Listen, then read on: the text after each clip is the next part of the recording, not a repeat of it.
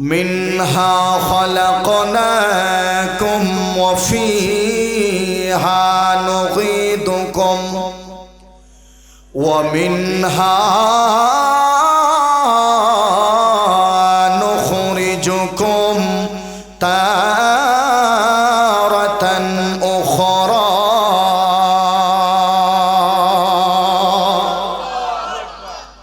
আমার আল্লাহ এবার বললেন, এ মুসলমান ও আমার যুবক ভাইরা ভালো করে শোনো। এ মুসলমান, আমার আল্লাহ স্পষ্ট করে বললেন, আমি আল্লাহ তোমাকে ওই মাটি দিয়া বানাইলাম। আপনারা জবান খালে একটু করবেন, মহান আল্লাহ আমাদের সবাইকে কি দিয়া বানাইছেন? আর একটু জোরে বলেন, কি দিয়া? এ মাটির মানুষ ভালো করে শুনবা, আমার আল্লাহ আপনাকে মাটি দিয়া বানাইলেন। আমার বাবা মাটির তৈরি, আমার মা মাটির তৈরি, আমি নিজেও মাটির তৈরি। আমার 14 গোষ্ঠীকে আমার আল্লাহ মাটি দিয়া বানাইলেন। কথা জোরে বলেন ঠিক কিনা? ওরে মুসলমান শোনো, কিন্তু আল্লাহ বলেন মাটি দিয়ে আল্লাহ বানাইলেন। কিন্তু রে মুসলমান, আমি যখন আমার মায়ের গর্ভ থেকে দুনিয়াতে বের হইলাম, আমার শরীরে তো মাটি লাগানো ছিল না, আমি তো মাটি থেকে তৈরি হই নাই। আমাকে আল্লাহ বানাইলেন আমার বাবা এবং মার মাধ্যমে। আল্লাহ জোরে বলেন ঠিক কিনা?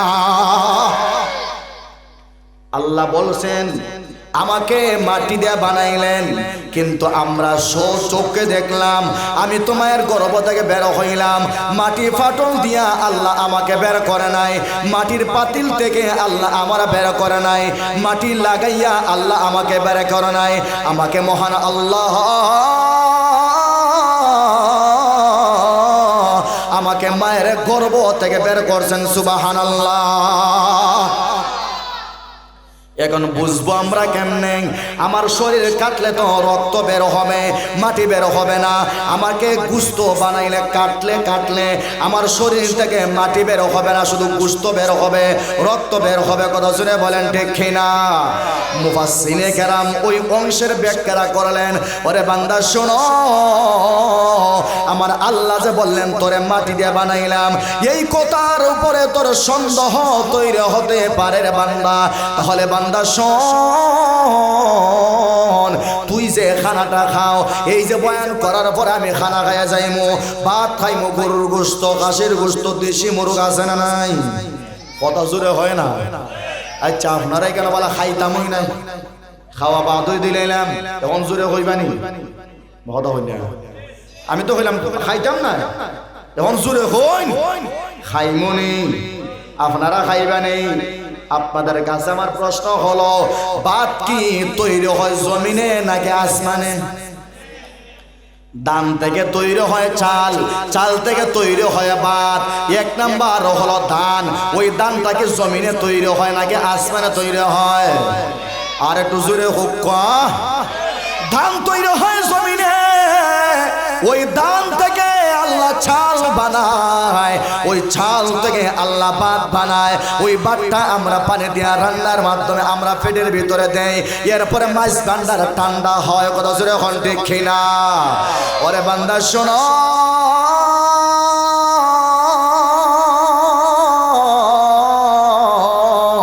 ভাতের সঙ্গে আমরা সবজি লাগাইনি। কথা জোরে হয় না?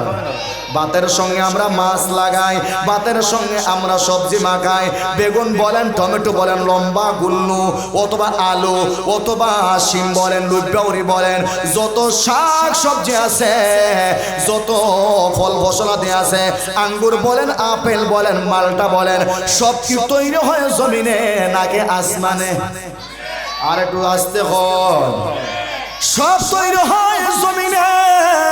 হে মুসলমান ভালো করে শুনবা, ভালো করে শুনবা। আমরা যে হাঁসের গোশত খাই, দিনের রাস্তার মধ্যে আমরা মোটর সাইকেল মাইরা হাঁসের গোশত খাওয়ার লাগা যাই, এরপরে আমরা মুরগের গোশত খাই, এরপরে আমরা কাশের গোশত খাই। এই কাশের গোশত তৈরি হয় জমিনে নাকি আসমানে? এখন হইবা জমিনে কেমনে হয়? এটা তো গরুর ফেট থেকে গরু বাইর হয়, ছাগলের ফেট থেকে ছাগল বাইর হয়। এরে মুসলমান শোনো, ভালো করে শুনবা, গরু দে মোটা তাজা হয়, এটা কি ঘাস খাইয়া মোটা হয় না? কত জোরে হয় না? কিতা খাইয়া মোটা হয়? আপনারা হইবা আমি ঘাস খাওয়াই না, আমি সিডা খাওয়াই। সিডার মূল যে উপাদান এটাও তো জমিন থেকে তৈরি। কত জোরে হয় না? এরপরে কইবা আমি তো সিডাও খাওয়াইতাম না, আমি গুড়া খাওয়াইমু। গুড়া তো ধান থেকে তৈরি হয়, ধান তো আবার জমিন থেকে তৈরি হয়। কত জোরে হয় না? এ মুসলমান ভাই, এই যে বিড়ি খান, মদ যে খান, মদের উপাদান জমিন, বিড়ির উপাদান জমিন। কত জোরে হয় না? ঠিক না বেটি? এক কথা যাও, ওই মাছ বান্ডর ঢুকাইবা সব জমিন থেকে। কত জোরে হই না? সব হয় জমিন থেকে। আমার আল্লাহ বললেন, ওরে বান্দা শোনো, আমি আল্লাহ যে বললাম তোর জমিন থেকে বানাইলাম। ওরে বান্দা কেমনে বানাইলাম? তোর মূল উপাদানটা তৈরি হয় জমিন থেকে। তুই ভাত খাস, এরপরে কাশের গোস্ত, এরপরে গরুর গোস্ত, এক কথা যত খানা তুমি খাও, ওই খানার মাধ্যমে একটা ভিটামিন তৈরি হয়। তোর পেটের ভিতরে একটা ভিটামিন তৈরি হয়, একটা শুক্রাণু। ওই শুক্রাণুটা মহান আল্লাহ আমাদের খানার মাধ্যমে রিফায়ারিং করিয়া আমাদের পৃষ্ঠ দেশে মহান আল্লাহ একটা শুক্রাণু তৈরি করে দেয়া দেয়। জুড়ে বলেন সুবহানাল্লাহ। আল্লাহ বলেন, বান্দা, ওই শুক্রাণু তোর বিবি এবং তোর মাধ্যমে আমি আল্লাহ সহবাসের মাধ্যমে, মিলনের মাধ্যমে তোর বিবির পেটের ভিতরে চলে যায়, রেহেমের ভিতরে চলে যায়। ওই শুক্রাণুটাকে মহান আল্লাহ আমি আল্লাহ একদিন দুই দিন না, 1 মাস 2 মাস 3 মাস 4 মাস 5 মাস লাগাইয়া আমি আল্লাহ 1 মাস 2 মাস 9 মাস আমি আল্লাহ ফেরেশতা লাগাইয়া এটারে আমি রিফায়ারিং করিয়া তোর মতো একটা ফুটফুটে সুন্দর বাচ্চা আমি আল্লাহ তোর বিবির পেটের ভেতরে দেয়া দেয়। এরপরে 10 মাস যাওয়ার পর, এরপরে বেদনা শুরু হওয়ার পর তোর স্ত্রী তোর সন্তানটা দুনিয়াতে প্রসব করে। কথা বুঝাইছে না মা? কথা বুঝাইছে? যে আয়াতের প্রথম অংশের ব্যাখ্যা এত কম দিলাম, কথা কি আপনাদের ক্লিয়ার হইছে? কাজে আল্লাহ যে বললেন মিনহা খালাকনাকুম, ওরে বান্দা শোনো, আমি আল্লাহ তোরে মাটি দিয়ে বানাইলাম। আল্লাহ কেমনে কেমনে আমারে মাটি থেকে বানাইলেন আল্লাহ তোমাকে আপনাকে বুঝাই দিলেন। আপনাদের বুঝ ঢুকছেনি? বুঝ হইছেনি? আলহামদুলিল্লাহ, আপনারা বুঝইলে আমারও বুঝি গেছি। ভাই একটু না দাঁড়াইয়া যারা একটু কষ্ট করে যদি ঢুকিছে দেখি আলহামদুলিল্লাহ সুন্দর হইল। ওই তুই বইবা উবাইয়া ঠান্ডা খায় এখনো লাভ আছে চাচা? কেন বইলে আলহামদুলিল্লাহ সুন্দর পরিবেশ। এবার আসেন দ্বিতীয় অংশে যাই। দ্বিতীয় অংশ আছে না? ওয়াফিহা নুঈদুকুম ওয়া মিনহা নুখরিজুকুম তারাতান উখরা। দ্বিতীয় অংশে আমার আল্লাহ বললেন, এ বান্দা, আমি আল্লাহ তোমাকে আবার মাটিতে ফিরাইয়া আনবো। আপনারা সবাই মাটিতে যাইবানি? কথা জোরে হই না? ও ভাই সাহেব, মাটিতে যাইবানি? আপনি মাটিতে যাওয়া লাগবো নি? আপনারা ওইবা ওজনে মাটিতে যাইতাম না? আমি এত সুন্দর বেটি বিয়া করছি, অত তাড়াতাড়ি মাটি 20 বছর যাক, 30 বছর পরে এবারে মাটির কথা চিন্তা করবো। যখন চা খাইতাম না কথা হইতাম না, আমি চা খাইলে কিন্তু কথা বলিলি আমার গলা এমনি থাকবো, কিচ্ছু করার নাই। 2টা 3টা মারা লাগে, এখন কিচ্ছু করার আছে না। একটু যদি গরম পানি খাইয়া টাইয়া যদি আবার একটু সুস্থ হলাম, আবার আমার মাইজ দেওয়া লাগে, অন্যের জায়গা থাকবো, অমনি চালাই দেওয়া লাগবো। মারার ওঠে মারা। তো বলতেছিলাম আমরা মাটিতে যাওয়া লাগবো তো, হ্যাঁ? মেলায় যারা আছে তারার মনে হয় মাটিতে যাওয়া লাগতো না, ফ্রিজও করে রাখি দিল।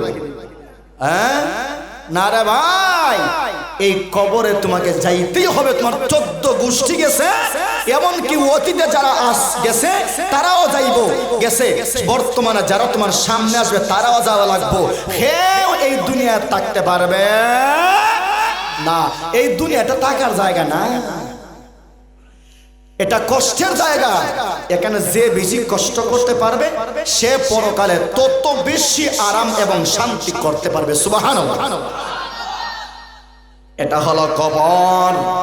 এই মাটি কেউ ছাড়ে না, কাউকে ছাড়বে না, আমাকেও ছাড়বে না, আপনাকেও ছাড়বে না। আল্লাহর পয়গম্বর মেয়েকেও মাটি ছাড়ে নাই। হাসান হুসাইন রাদিয়াল্লাহু আনহুমাকে মাটি ছাড়ে নাই। যাওয়া লাগছেনি কত জোরে হই না। এ মুসলমান ভাই ভালো করে শুনবা, এই অন্ধকার কবর, ওই কবরে আপনাকে যাইতে হবে, আমাকেও যাইতে হবে। এই জন্য আমার আল্লাহ বলেন, ওরে বান্দা শোনো, ওয়াফিহা নুঈদুকুম, ওরে বান্দা শোনো না, ওই কবরে তোমাকে আসতে হবে। হয়তো 100 বছর পরে আসবা, না হয় 50 পরে আসবা, না হয় 10 বছর পরে আসবা, না হয় ছোট অবস্থায় ওই কবরে তোমাকে আসতেই হবে। জোরে বলেন ঠিক কিনা?